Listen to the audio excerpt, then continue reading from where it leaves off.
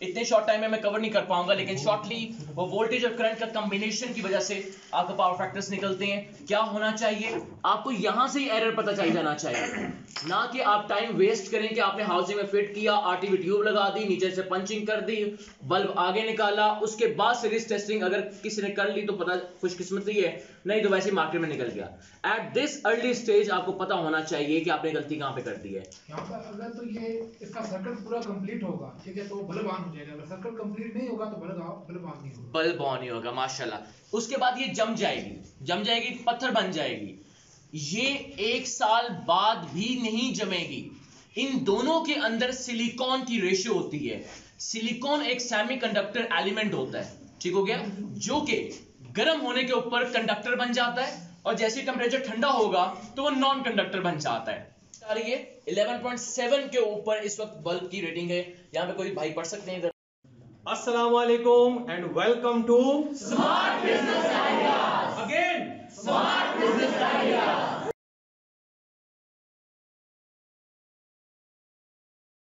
तो सबसे पहले हम इसको ओपनिंग करते हैं। आप लोगों ने सिर्फ अभी देखना है, मेरी तरफ फोकस रखें, उसके बाद आपको टीम लीडर सारा कुछ गाइड करेंगे, कोई मसला नहीं है। ये जैक्स है और ये हमारे पास ड्राइवर्स आ जाते हैं। इन ड्राइवर्स को आपने ब्रेक करना है। सबसे पहले चिप्स को ब्रेक नहीं करना, चिप्स एज इट इज रहेंगी। आपका पहला एसओपी क्या हुआ कि आपने इसको क्या करना है, ब्रेक कर दिया। ब्रेक करने के बाद आपके पास ये 4 हिस्सों में आ जाता है। यहां से आपने एक एक ड्राइवर्स को ब्रेक कर दिया। ब्रेक करने के बाद अगला स्टेप आपका इन वायर्स को सीधा करना है और ओपन कर देना है थोड़ा सा, और स्ट्रेट बिल्कुल कर दिया। Now wires are open, driver आपका बिल्कुल फिट हो गया। अब सबसे पहला सवाल आता है कि ये ड्राइवर में ये 2 वायर्स कौन सी हैं और ये जो जैक है ये टर्मिनल कौन सा है। एनीवन जो नए हैं उनसे सवाल है मेरा, ये जो 2 टर्मिनल्स वायर्स होती हैं ये कौन सी होती हैं? इनपुट और ये वाली 2 वायर्स आउटपुट। ये हमारे पास एसी वायर्स हैं और ये डीसी हैं, ठीक है। ये तो अभी चलो जैक का तो पता चल गया। अभी हम आगे चलेंगे सोल्डरिंग के ऊपर, ठीक है। वहां पे आपसे सवाल जरूर करूंगा। मैं आपको बताता चलता हूं कि जब भी आप डीसी की बात करते हैं, मूविंग फर्दर, ये आपकी एसी वायर्स हैं। एसी की वजह, एसी के अंदर आपको पॉजिटिव नेगेटिव का ध्यान नहीं रखने की जरूरत होती। उसकी वजह क्या है कि ऑल्टरनेटिव करंट होती है, अप एंड डाउन दोनों बराबर चल रही होती हैं। बेशक पॉजिटिव लगाएं बेशक नेगेटिव लगाएं। इसकी मिसाल इस तरह समझ लें, आपने इस स्विच के अंदर कोई भी टर्मिनल लगाते हैं, कभी आपने देखा नहीं होगा यार पॉजिटिव कौन सा नेगेटिव कौन सा है। अगर यहां पे रेड एंड ब्लैक वायर्स भी लगी हों तब भी कोई फर्क नहीं पड़ता। आपने हमेशा देखना क्या है कि ड्राइवर के ऊपर यहां पे एल एंड एन लिखा होगा। अगर एल और एन नहीं लिखा हुआ तो आपके फ्रंट टर्मिनल पे पॉजिटिव और नेगेटिव का निशान होगा। जो पॉजिटिव और नेगेटिव का निशान होता है वो इसके डीसी पॉइंट्स को शो कराता है। Are you with me guys? Okay, अब मूविंग फर्दर, अगला एसओपी क्या हुआ हमारा, हमने वायर स्ट्रेट कर ली। अब ये चिप आपके हाथ में है, आपने इसकी डायरेक्शन समझनी है और इसके पॉइंट्स देखने के। ये मेरी साइड जो है इस तरफ ये पॉजिटिव है and this side is negative. अब यहां पे भी मेरा पॉजिटिव इस साइड पे है। अब मैंने सेम एंगल्स के रखते हुए यहां पे लगाना है, यानी कि अगर इसको मैं रोटेट करूं तो मेरा इस एंगल के ऊपर पहुंचेगा। क्लियर हो गया? अब इसकी आप बहुत सी एग्जांपल समझ सकते हैं कि आपका कैपेसिटर का रुख किस साइड पे हो, आपका ट्रांसफार्मर का रुख किस साइड पे हो। ये लेमैन बातें हैं, लेकिन आपने पॉजिटिव और नेगेटिव का ध्यान रखते हुए इसके अंदर धक्का नहीं दे देना। जो गलतियां होती हैं कि धक्के की वजह से होता क्या है कि आपके जो ऊपर जो जैक्स हैं वो ब्रेक हो जाते हैं। ब्रेक होते हैं तो आपका वो पूरा का पूरा सेट जाया होता है। फिर आप सोल्डरिंग की तरफ आते हैं, फिर एक्स्ट्रा टाइम लगता है। टाइम इज मनी, ठीक हो गया। हमने जब यहाँ पे प्रोडक्शन करनी होती है, हमें 10-10 हजार 3-3 हजार 5-5 हजार एक दिन के अंदर तैयार करना होता है, ठीक हो गया। तो हम नहीं कर सकते अफोर्ड। तो बेसिकली आपने 100 पीस भी तैयार करना है, परफेक्शन में लेकर आना है। कैसे करना है, आपने इसको जोर नहीं देना, बड़े प्यार से इसके दरमियान के अंदर लेकर आएंगे। अक्सर होता यह है कि आप साइड पे जोर ज्यादा दे देते हैं तो जिसकी वजह से वो ब्रेक हो जाता है। जैसे ही आपने इसको एक्यूरेटली पुश किया, ड्राइवर आपका ऑटोमेटिकली फिट हो चुका होता है। ये पहला स्टेप आया, सॉरी तीसरा स्टेप आ गया। कौन लिख रहा है? कोई भी नहीं लिख रहा, कोई मसला नहीं है। It's your choice. अगला स्टेप, अब यहां पे हम क्या गलती करते हैं और बेतहाशा हमारे भाई गलती करते हैं असेंबलिंग के टाइम पे। यहां पे अब आपको सीरीज टेस्टिंग करनी है। ये पूरी चिप आपने फिलअप कर दी। फिलअप करने के बाद यहां पे हम हाउसिंग के अंदर लगाने की कोशिश करते हैं कि यार हाउसिंग में लगाओ और ऐसे फिट करो और उसके बाद पिन छुरी लगाओ और बना दो। ऐसा नहीं होता गाइस, आपको यहां पे ही इसी स्टेज के ऊपर सीरीज बोर्ड रेडी करें मेरे लिए। ओके गाइस, सीरीज बोर्ड क्या होता है? एनीवन जो नया है, मुझे वो चाहिए बंदा, एक्सपीरियंस बंदे नहीं ठहर, जिन्होंने काम नहीं शुरू किया हुआ। आपने नहीं किया हुआ? आपने जी सर वो एक को दूसरे साथ कनेक्ट करते रहते हैं तो वो चलता रहता है। जिसमें एक भी अगर ब्रेक डाउन कर जाए तो सारा आगे सिस्टम ब्रेक हो जाता है। सिस्टम ब्रेक हो जाता है। तो सीरीज बोर्ड का क्या यहाँ पे काम हुआ? यहाँ पर अगर तो ये इसका सर्किट पूरा कंप्लीट होगा, ठीक है, तो बल्ब ऑन हो जाएगा। अगर सर्किट कंप्लीट नहीं होगा तो बल्ब ऑन नहीं होगा। बल्ब ऑन नहीं होगा। माशाल्लाह। तो गाइस, सबसे पहले आपने सीरीज बोर्ड को चेक कर लिया कि सीरीज बोर्ड ऑन होता है या नहीं होता। परफेक्टली ऑन है। अब यहां से हमने इसके पॉजिटिव टर्मिनल के ऊपर और नेगेटिव टर्मिनल के ऊपर आपने टच करना है तो आपकी यहां से चिप टेस्ट होती है। आपको यहां से ही एरर पता चल जाना चाहिए, ना कि आप टाइम वेस्ट करें कि आपने हाउसिंग में फिट किया, आरटीवी ट्यूब लगा दी, नीचे से पंचिंग कर दी, बल्ब आगे निकाला, उसके बाद सीरीज टेस्टिंग अगर किसी ने कर ली तो पता खुशकिस्मती है, नहीं तो वैसे ही मार्केट में निकल गया। एट दिस अर्ली स्टेज आपको पता होना चाहिए कि आपने गलती कहां पे कर दी है। फॉर एग्जाम्पल, अगर सारे के सारे ड्राइवर्स ही आप उल्टे लगाना शुरू करते हैं तो क्या होगा? ये पूरी की पूरी चिप जाया हो गई। 36 पीसों को सारों को निकाल लें, हर एक को निकालने में टाइम लगता है, दोबारा लगाने में टाइम लगता है। क्लियर हो गया पॉइंट? तो हमने फर्स्ट स्टेप के ऊपर हम यहाँ पे क्लियरेंस ले लेते हैं। मूविंग फर्दर, अब अगला स्टेप क्या होता है हमारा इसके अंदर? हाउसिंग। हाउसिंग के अंदर हमने इसको दोनों वायर्स को अंदर पुट किया और यहां पे ये फिट होती है। ये हाउसिंग 12 वॉट की। कोई मुझे बता सकता है कि इसका नाम क्या होता है अगर हम चाइनीज में बात करें? कोई और भाई जी आप बताएंगे? अली भाई? No idea. सर आप बताएंगे? No idea. कला भाई? नथिंग। गाइस लिख लें, आपकी 12 वॉट की जो हाउसिंग होती है दैट इज A65। ठीक हो गया? A65 is a standard. और प्लीज अपने नोट्स निकालें, लिखें। ये बातें कोई नहीं बताएगा आपको इतनी डिटेल के अंदर जितना मैं समझाना चाह रहा हूं आप लोगों को। ये लिखते जाए, उसके बाद आपने इन्हीं को फॉलो करते हुए आगे आपने प्रोडक्शन करनी है। जिनके पास नहीं है उनके पास पेपर्स दें यार उन्हें। वो जो बॉडी जो है वो हम यूज करते हैं 12 वॉट में, लेकिन आजकल एक नया ट्रेंड चला हुआ है। अब कॉस्ट को कम करने के लिए A60 बॉडी का भी इस्तेमाल किया जाता है। A60 का साइज छोटा हो जाता है और A65 जो कि एक स्टैंडर्ड साइज चल रहा होता है। इसके अंदर हमारे पास मैं आपको A65 प्लस भी प्रोवाइड करूंगा। That is a long body. अभी मैं आपको इंशाल्लाह शो कराता हूं। That is a long body, ठीक है? A65 लॉन्ग के अंदर आती है। उसके बाद 12 वॉट के अंदर हम A70 भी यूज करते हैं। It depends upon the client order, ठीक है? लेकिन अगर जेनेरिक देखें तो हमारा A65 बॉडी ही यूज होती है। मैं आपको क्या प्रोवाइड कर सकता हूं? A60, A65, A65 plus and A70। ये 4 बॉडीज मेरे पास अपनी हैं, वो मैं आपको प्रोवाइड कर सकता हूं। मूविंग फॉरवर्ड, अब हमने इसके अंदर क्या किया था? चिप को डाला और डालने के बाद अब हीट सिंक से भी प्रेस कर सकते हैं, लेकिन यूजुअली आपको जरूरत नहीं पड़ती। आप दोनों अपने अंगूठों से इसके कॉर्नर्स पे पुश करते हैं, ये आराम से अंदर पहुंच जाती है, लग जाती है और ये टिक की आवाज आ जाती है। ये लगने के बाद अब आपका अगला जो काम आता है, you have the RTV tube. RTV tubes ready करके मुझे दें। RTV tube. आरटीवी ट्यूब क्या चीज है? RTV tube basically heat sink compound के लिए यूज की जाती है। हीट सिंक कंपाउंड क्या होता है? आपकी सिलिकॉन कंपाउंड की तरफ हम बात कर रहे थे कि आरटीवी ट्यूब आपने लगानी है। इसके बाद आरटीवी ट्यूब कैसे लगाई जाती है वो मैं आपको गाइड करता हूं।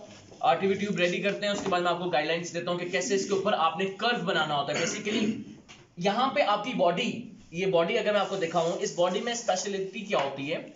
इसके अंदर ये हीट सिंक लगा होता है। नजर आ रहा है सारे भाइयों को? ये हीट सिंक सारी की सारी हीट को एब्जॉर्ब करता है जो चिप के ऊपर होती है और उसको ट्रांसफर करता है डाउनवर्ड, ठीक है? और बॉडी में से निकालता है। अब दो तरह की बॉडीज होती हैं, एक जिनके बैक पे एग्जॉस्ट होते हैं और एक वो जिनके बैक पे एग्जॉस्ट नहीं होते। एक और बहुत बड़ी मिसकंसेप्शन ये होती है कि भाई जिसके पीछे तो एग्जॉस्ट नहीं है तो बॉडी ना काम है। ऐसा नहीं है भाइयों। एक और चीज भी समझाता चलूं, देखें आपका मटेरियल डिपेंड करता है क्या वो हीट एब्जॉर्ब करके रिलीज कर पाता है या नहीं कर पाता। देखिए मीडियम जो होता है वो ट्रांसफर करता है एक जगह से दूसरी जगह पे। मुश्किल अल्फाज तो नहीं यूज कर रहा मैं, समझ आ रही है? तो वो एक जगह से दूसरी जगह पे जो ट्रांसफर होता है वो मटेरियल होता है भाई, ठीक है। अगर तो एग्जॉस्ट है बहुत अच्छी बात है, नहीं है मटेरियल चेक करें, पहले डाया चेक करें। इसका जो चेक करने वाली बात है वर्नियर कैलिपर दें मुझे, जो चेक करने वाली चीज है वो मैं आपको समझाता हूं। हाउसिंग्स के अंदर इसका डाया कितना है, ठीक है, इज इट 45.8 लिख लें। A65 के अंदर डायास कौन कौन से आते हैं? अच्छा, डाया का मतलब क्या होता है? डायामीटर। डायामीटर मतलब कि इसका साइज कितना है, ये आपको वर्नियर कैलिपर बताता है, ठीक है, कि आपकी हाउसिंग का साइज कितना है। ये जो मेरे हाथ में हाउसिंग है इसका 45.8 मिलीमीटर mm इसका डाया है, ठीक है। अभी आपको जो मैं बॉडी दिखाने लगा हूं एक और बॉडी, उसका 46.2 का डाया है, ठीक हो गया। तो ये बॉडीज के डायास बहुत मैटर कर रहे होते हैं, कुछ स्टैंडर्ड्स होते हैं। ये जो हाउसिंग है, ठीक है, अब देखने में दोनों सेम है, ठीक है, लेकिन दोनों में फर्क है। ये डिटेल्स होती हैं किसी भी कारोबार के अंदर जब आप समझना शुरू करते हैं। मूविंग फर्दर, अच्छा जी, हमने हाउसिंग समझ ली, हीट सिंक समझ लिया, हीट रिलीज करना समझ लिया। आरटीवी ट्यूब मेरी रेडी हुई है नहीं हुई? लगा दी, और लगाने के बाद अब आपने इसको कहां रखना है? वहां से वो उठा लिया। This is the RTV tube, ठीक है। आरटीवी ट्यूब बेसिकली आपकी हीट ट्रांसफर करने में मदद देती है। आरटीवी ट्यूब आपकी बेसिकली ग्लू होती है जो कि विद इन 10 to 15 मिनट्स बाद एज अ गम बन जाती है, एज अ सॉलिड सब्सटेंस बन जाता है, एज अ पेस्ट बन जाता है जो कि मूवमेंट हिलने नहीं देती, ठीक हो गया। दूसरी चीज that is heat sink compound, ठीक हो गया। इसके अंदर टाइप्स हैं, 2-3 तरह की टाइप्स हैं, वो भी आपको मैं दिखाता हूं। ये भी हीट सिंक कंपाउंड है, आरटीवी वाला ही काम करती है, लेकिन दोनों में फर्क होता है। ये जहां लगा देंगे आप लोग, उसके बाद ये जम जाएगी, पत्थर बन जाएगी। ये 1 साल बाद भी नहीं जमेगी। इन दोनों के अंदर सिलिकॉन की रेशियो होती है।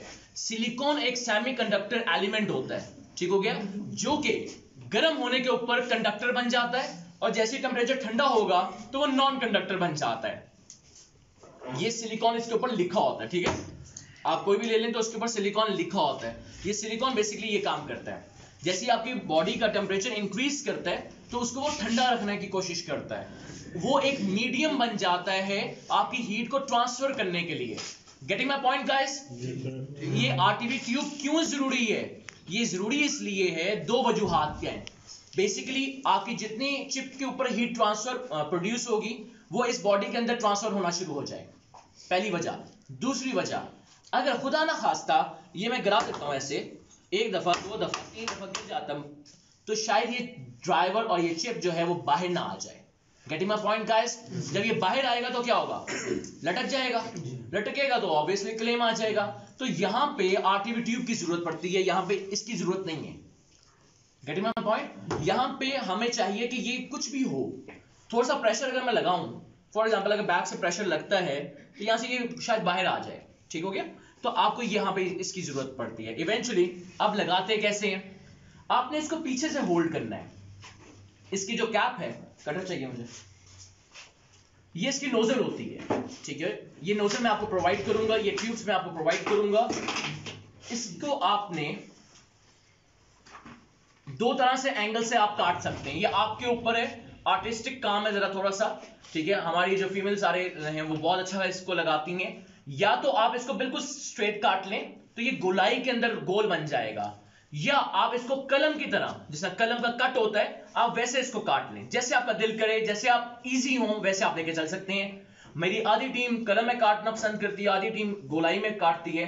मैं खुद पर्सनली गोलाई में पसंद करता हूं। आपने इसको नॉर्मली काटना है, बहुत ज्यादा नहीं काट देना। आपने नॉर्मली काटा इसको, और काटने के बाद आपने इसको घुमाया, दैट्स इट। एक गोलाई के अंदर राउंड कर्व आपने दे देना है। इसको बंद कर दें। राउंड कर्व आपने दे देना ताकि आपके साइड्स के ऊपर आ चुका होता है। यूजुअली अगर आप देखें तो लोगों ने ऐसे फेंके होते हैं टेबलों पे, दैट इज एन एरर। क्या होता क्या है, उतनी देर में आरटीवी ट्यूब आपकी एलईडीज के ऊपर आना शुरू हो जाती है, ठीक है, सॉलिड सब्सटेंस नहीं होता, तो वहां पे हमारे ये टेबल्स हैं जो कि इसकी एफिशिएंसी को और इंक्रीज करते हैं। ये टेबल्स के अंदर हम इसको ऐसे as it is fit out कर देते हैं ताकि वो जो 15-20 मिनट का जो टाइम पीरियड होता है उसके अंदर ये ड्राई होने के बाद उसी जगह के ऊपर रहे, हिले ना आरटीवी ट्यूब। मूविंग फर्दर, यहाँ पे एक क्वेश्चन है। जी सर। कुछ लोग कहते हैं यहाँ पे हाफ के अंदर जो है ना इसको लगाना चाहिए, या एक पॉइंट से लेके दूसरे पॉइंट तक पूरी के अंदर ये लगाना चाहिए, उसकी क्या है? वो उसकी रीजन बेसिकली होती है बचत होती है। मैं आपको बताता हूँ कि एक आरटीवी ट्यूब आपके अप्रोक्सीमेटली 70-80 या 100 बल्बों के ऊपर चल जाती है, हर एक का हाथ के ऊपर डिपेंड करता है, ठीक हो गया। जहां पे वो आप बहुत से देखें वहां पे लगाई नहीं होती, या लगाई हो तो आधी लगाई जाती है। आप पूरी लगाएं, पूरी लगाने का फायदा क्या होगा कि हीट तो पूरी चिप में से निकल रही है ना बाहर, एग्जैक्टली, ठीक हो गया, आधी चिप में से तो नहीं निकलनी। तो ये बेसिकली एक मीडियम है, ठीक हो गया, जिसने ट्रांसफर करना है। नंबर 2, जब हम 18 वॉट में जाएंगे उसके अंदर मैं आपको बताऊंगा कि उसके अंदर ये क्यों नहीं लगानी, ठीक है, और कहां पे इसका फायदा कहां नुकसानात होते हैं, वो हम पे मैं गाइड जरूर करूंगा, सब मुझे याद कराइएगा। आगे ही चलते हैं, यहां तक क्लियर हो गया सबको? मूविंग फर्दर गाइस, अब ये 2 वायर्स हमारे पास स्ट्रेट आ गए। अब हमने अगला काम क्या करना है?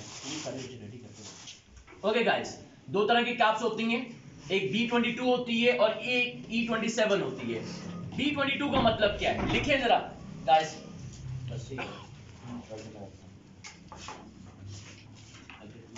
B22 का मतलब होता है पिन, उर्दू जुबान के अंदर पिन उसको कहा जाता है, एंड E27 को आम जुबान के अंदर चूड़ी कहा जाता है। यहां तक क्लियर हो गया गाइस? आपने B22 को same as it is, straight as it is आपने पास ऑन कर देना है, दैट्स इट, ठीक हो गया। आपने पास कर दिए, दोनों वायर्स यहां से बाहर आ चुकी हैं, नजर आ रही है सारों को? ओके, अब यहां से आपने इसको फोल्ड कर देना है, दोनों वायर्स को साइड से पे फोल्ड करने के बाद, अब अगर आप आम जुबान की बात करें, अब देखें, अब अगर थोड़ी सी बेहतियाती करेंगे तो मेरे उंगली के ऊपर लग चुकी है क्योंकि अभी तक ये ड्राई नहीं हुआ। तो जब आपने करना है तो आपने इसको पूरी शीट को फिलअप कर देते हैं, उसके बाद फिलअप करने के बाद हम अगला काम स्टेप लेते हैं ताकि ये ड्राई हो चुका हो। मूविंग फर्दर, ये बेस कैप पंचर है। बेस कैप पंचर का मतलब क्या है? Thank you sir. Base cap puncture का मतलब क्या है कि आपकी जो बेस कैप पिन्स होती हैं, बेस कैप पिन्स क्या होती हैं, जिसको आम जुबान में कोका कहा जाता है, दैट इज बेसिकली पिन्स, जो कि इस बेस कैप के अंदर लगेंगी, ठीक हो गया, और इन वायर्स को टाइट कर देती हैं। सबको नजर आ रही है? यहां पे लगेंगी और इसको टाइट कर देंगी। ये बेसिकली बेस कैप पंचर होता है। वरना लोगों को अगर आप देखें तो वो हथौड़ियां मार रहे होते हैं या वो लकड़ी मार रहे होते हैं ताकि ये अंदर चला जाए, ऐसा हरगिज नहीं करना। वैसे भी रख के दबा लें। हाँ, ये दबा लिया जा सकता है। आप इसको आराम से पुश करेंगे, इसके अंदर बेसिकली मैग्नेट होता है, तो ये पुश अप हो जाता है, ठीक हो गया गाइस, दैट्स इट। दूसरा आपने उठाना है, यहां से दूसरा लिया, सेम एज इट इज आपने इसके ऊपर रखा और इसको आपने थोड़ा सा पुश करना है, ये आपका अंदर चला जाता है, ठीक हो गया। आपको ऊपर हथौड़ियां नहीं मारनी, ये कॉन्सेप्ट गलत है, ठीक हो गया। उसके 2 नुकसानात होते हैं, या तो आपकी पिन खराब होती है, ठीक हो गया, या कोई ना कोई मसला बनता है, तो बेहतर है कि आपने ये नहीं करना। Number 3, one of the best practices क्या है? बेस्ट प्रैक्टिस ये है कि आपने हमेशा ग्लव्स पहन के यूटिलाइजेशन करनी है, जो हमारी टीम करती है। बहरहाल आज हमने इसलिए नहीं इशू की क्योंकि कैजुअल है, तो इसलिए चल लें बेसिक। अब आपके पास ये जो एक्स्ट्रा वायर्स बच जाती हैं, उसके लिए आपके पास TU कटर होता है। आप आम कटर से भी कर सकते हैं, लेकिन आम कटर से वैसी एफिशिएंसी नहीं आती। आप TU कटर से, क्योंकि इसकी पॉइंट्स और एजेस बहुत बारीक होते हैं, आप आराम से इसको कट डाउन कर सकते हैं, ठीक हो गया। आपके कट हो गए, पॉइंट सारे नील हो गए। अब आपने अगला स्टेप क्या करना है? अगला स्टेप आता है इसको पंच करने का। पंच करने से पहले मेरी सजेशन जो होती है वो ये है कि आप लाजमी इसकी सीरीज टेस्टिंग करें। इसको लगाएं, क्या वजह मैं आपको बताता हूं। तो हो सकता है हिल ना गया हो। कौन कौन से दोस्त कहते हैं कि यार अब सीरीज टेस्टिंग करने की क्या जरूरत है, क्योंकि हमने तो अभी चेक किया था ऑन है। नए वाले दोस्तों से बात करो। कोका सही ना लगा हो, ओके। उसके अलावा आप इधर आ जाएं, आप आगे आ जाएं, इधर से नजर आ जाएगा आपको प्रॉपर्ली। उसके बाद फिर वापस अपने अपने ग्रुप्स में आप चले जाएंगे। हाँ जी, और क्या हो सकता है? तार ना निकल गई हो, डेफिनेटली। जब आपने पिंस लगाई हैं तो ये जो पिंस हैं ये प्रॉपर्ली शायद लगी ना हो। अब मैंने क्या किया, 4 रुपए अपने बचाए, ठीक है। बेशक आप इसको लालच समझे, जो मर्जी समझे, बट इट्स एफिशिएंसी। उससे मेरी 2 नुकसानात होते। अगर मैं अभी पंच कर देता और तार सही ना लगी होती तो एक तो मेरी हाउसिंग खराब होती, दूसरी मेरी कैप डैमेज होती, और तीसरा मसला आता। ठीक हो गया? तो टाइम जाया होता। तो बेहतर है कि राइट नाउ मुझे आइडिया हो जाएगा, ठीक है। बल्ब ऑन हो गया। नंबर 2, आपने क्या चीज चेक करनी है कि क्या ये शॉर्ट तो नहीं आपस में। देखें B22 के अंदर ये चीज बड़ी जरूरी है। मैं आपको एक और चीज गाइड करता हूं।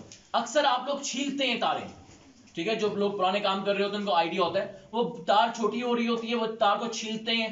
छीलते तो होता क्या है कि आपकी ये जो हाउसिंग है, ये जो इसकी बेस कैप की जो अपर सरफेस है, उसके साथ टच होकर वो इसको शॉर्ट बना देती है। बल्ब ऑन होता है, बल्ब में प्रॉब्लम नहीं आता, लेकिन जब वो होल्डर में लगेगा लॉन्गर रन में वो प्रॉब्लम क्रिएट कर देगा। तो आपने 2 तरफ से चेक किया, इन दोनों पिंस के ऊपर, प्लस आपने इसकी बॉडी के साथ, आपस में शॉर्ट नहीं है। That's it. अगर शॉर्ट हो तो क्या वो बल्ब चलेगा फिर? नहीं, ये नहीं चलेगा। और सॉरी, चलेगा, डेफिनेटली चलेगा। शॉर्ट हो गया तो चलेगा, बिल्कुल चलेगा। लगाते हुए हाथ में लग जाएगी। हाँ जी। तो एक्चुअली आपने अक्सर देखा होगा, जब आप लगाते हैं तो आप यहां से पकड़ लेते हैं, ठीक हो गया। तो जब यहां से पकड़ा जाता है तो वो ऑटोमेटिकली इसके साथ टच हो जाता है ना। नंबर आगे चलते हैं नेक्स्ट स्टेप की तरफ। हमारा जो नेक्स्ट स्टेप है, अब इसकी पंचिंग की तरफ आ रहे हैं। पंचिंग के लिए पंचिंग मशीन यूज की जाती है, और वो उमैर करके लेकर आते हैं पंचिंग, वहां से करके ले आए। सर उमैर इस वक्त पंचिंग करने लगे।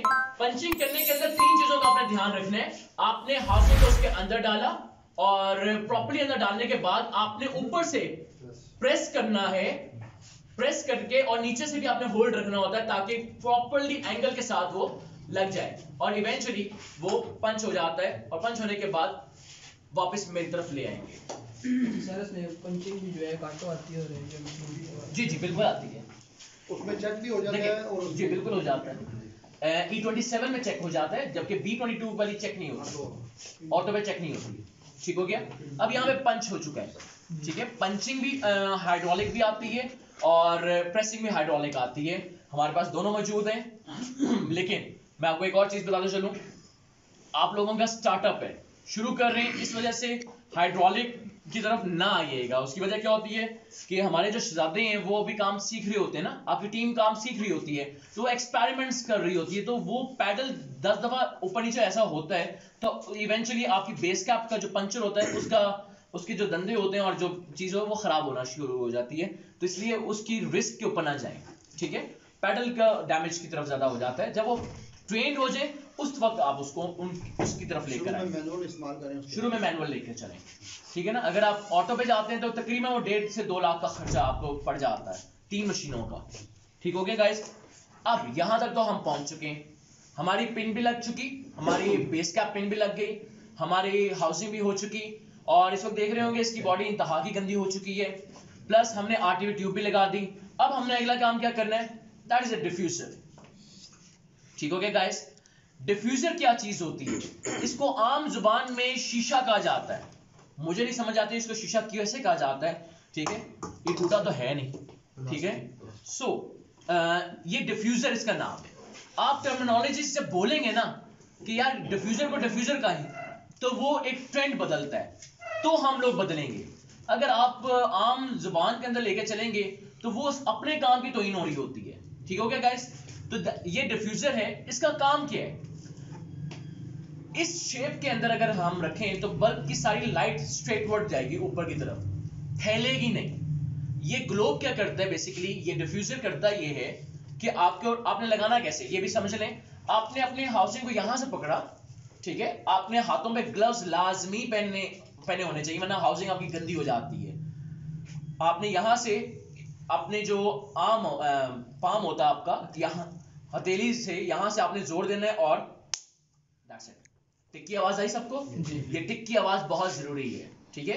वरना क्या होता है, दूसरी हाउसिंग का डिफ्यूजर अगर आप, इसका डिफ्यूजर इसके ऊपर नहीं लगेगा, इसका डिफ्यूजर किस पे नहीं लगेगा, ये एरर्स आते हैं, ठीक हो गया? तो लिहाजा आपने ध्यान रखना होता है।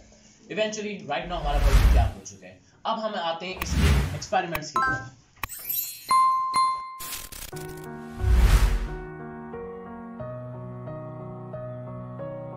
ये 11.7 के ऊपर इस वक्त बल्ब की रेटिंग है। यहाँ पे कोई भाई पढ़ सकते हैं इधर आए। इतने शॉर्ट टाइम में मैं कवर नहीं कर पाऊंगा, लेकिन शॉर्टली वो वोल्टेज और करंट का कॉम्बिनेशन की वजह से आपको पावर फैक्टर्स निकलते हैं। क्या होना चाहिए, या तो आप भागेंगे या मैं भागूंगा। अभी डरना नहीं है, घबराना नहीं है, ठीक हो गया? पटाखे बजेंगे, याद आ गया आपको? याद आ।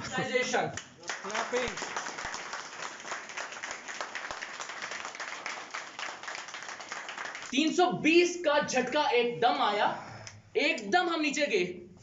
कहां पे बताएं, बोले? Voltage testing. लोग कहते हैं कि झटके आते हैं तो हमारा बल्ब क्या हो जाता है? जल जाता है। जल जाता है। तो दैट इज द क्वालिटी जो कि आपके बल्ब की होनी चाहिए।